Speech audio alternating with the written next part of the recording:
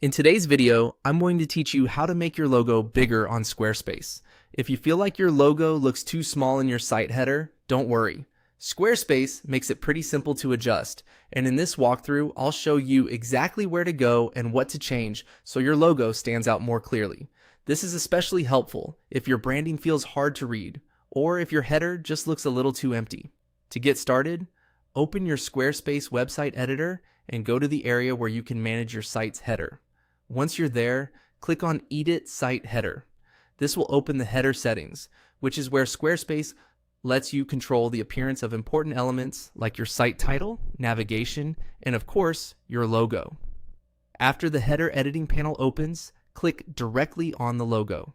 This tells Squarespace that you want to make changes specifically to that logo element if you don't see the options right away.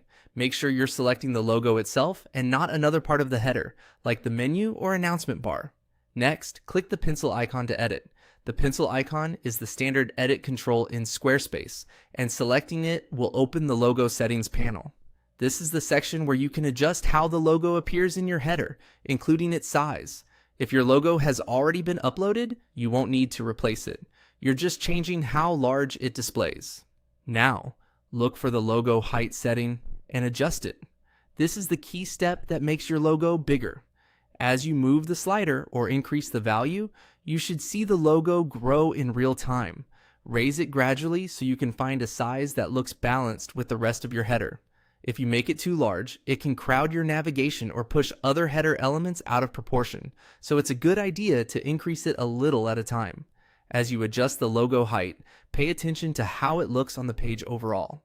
You want the logo to be more visible, but still clean and professional. If your logo is very wide or very tall, you may need to experiment a bit to get the best visual result. And that's it.